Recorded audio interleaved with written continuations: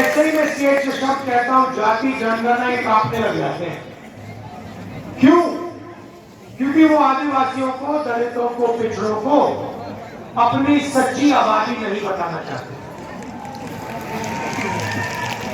भाइयों और बहनों, मध्य प्रदेश को 53 अफसर चलाते हैं। मेरे पास यहाँ पे आंकड़ा पड़ा हुआ मेरे सामने, मैं बताता हूँ। 53 अफसर मध्य प्रदेश की सरकार को चलाते हैं। ठीक है, सरकार को एमएलए नहीं चलाते। हर बच्चा आईएएस की पढ़ाई क्यों करता है? क्योंकि वो जानता है सरकार को आईएएस से लोग चलाते हैं, आईपीएस से लोग चलाते हैं। तो 53 लोग मध्य प्रदेश की सरकार को चलाते हैं। ये जो अफसर है, मध्य प्रदेश का पूरा पैसा है, जो बजट का पैसा है, इसको बांटते हैं। शिक्षा में कितना पैसा जाता है, आदिवासियों को कितना पैसा मिलता है, स्वास्थ्य में कितना पैसा जाता है, ये सारे के सारे निर्णय ये 53 अफसर लेते हैं। ठीक है, अब मैं आपसे सवाल पूछता हूँ, 53 अफसर में से ओबीसी अफसर कितने? 53 में से भाइयों और बहनों एक ओबीसी अफसर है। एक अच्छा, अगर मध्य प्रदेश की सरकार 100 रुपए खर्च करती है तो ओबीसी अफसर कितने पैसे का निर्णय लेते हैं? 33 पैसे। मतलब अगर मध्य प्रदेश की सरकार का बजट 100 रुपए होता तो ओबीसी अफसर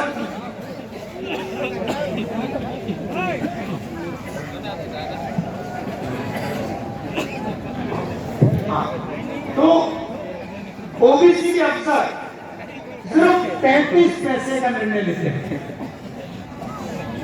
मतलब ओबीसी की मध्य प्रदेश की सरकार में कोई भागीदारी नहीं है, कोई भागीदारी नहीं है। चलिए आदिवासी की बात करते हैं। 53 अफसर में से आदिवासी अफसर कितने? शाबाश, 2 अफसर आदिवासी हैं। अच्छा, आदिवासी अफसर जो है वो बजट का कितना निर्णय लेते हैं?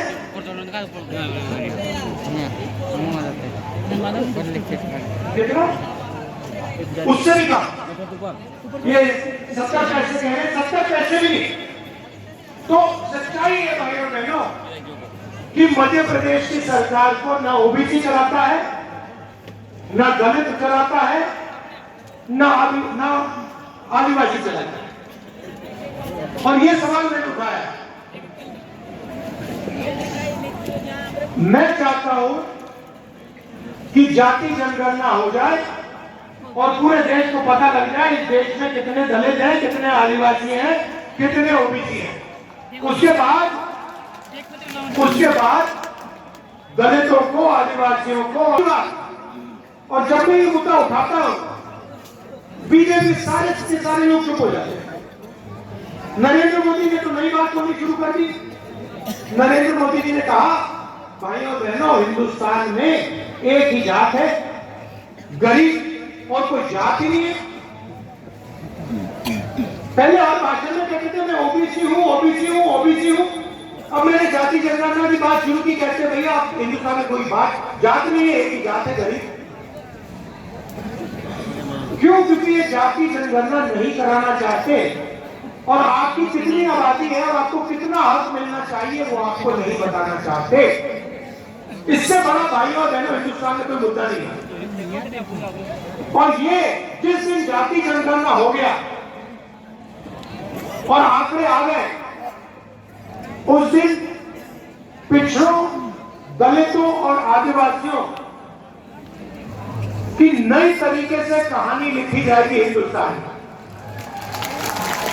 और जो आपका हक है वो आपको मिलेगा। बीजेपी में और उनमें एक फर्क है, सबसे बड़ा इस चुनाव में सबसे बड़ा फर्क, वो नफरत फैलाते हैं। जहां भी जाते हैं एक जात को दूसरी जात से, एक धर्म को दूसरे धर्म से लड़ा देते हैं। मैं कहता हूं नफरत के बाजार में मोहब्बत की दुकान खोलनी है। अब भैया अगर आदिवासियों को की भागीदारी नहीं होगी, अगर सरकार चलाने में पिछड़ों की आवाज नहीं होगी, दलितों की आवाज नहीं होगी, तो मोहब्बत की दुकान कैसे खुलेगी? कैसे खुलेगी?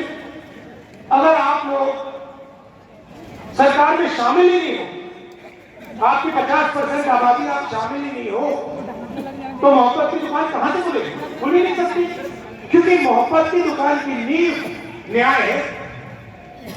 न्याय होना चाहिए, पिछड़ों को न्याय मिलना चाहिए, आदिवासियों को, दलितों को, जैनों को, सबको न्याय मिलना चाहिए।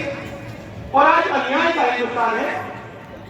यहाँ पे 53 अफसर है, एक ओबीसी का है, 100 रुपए खर्च होते हैं, 33 पैसे ओबीसी अफसर खर्च करता है। इसीलिए मैं कहता हूं मोहब्बत की दुकान खोलनी है और सब वर्ग को न्याय मिलना चाहिए, हर वर्ग को न्याय मिलना चाहिए, कोई पीछे ना रहे। सारे के सारों को एक साथ मिलकर हिंदुस्तान को चलाना चाहिए, फायदा सबको होना चाहिए। 2-3 चुने हुए लोगों ने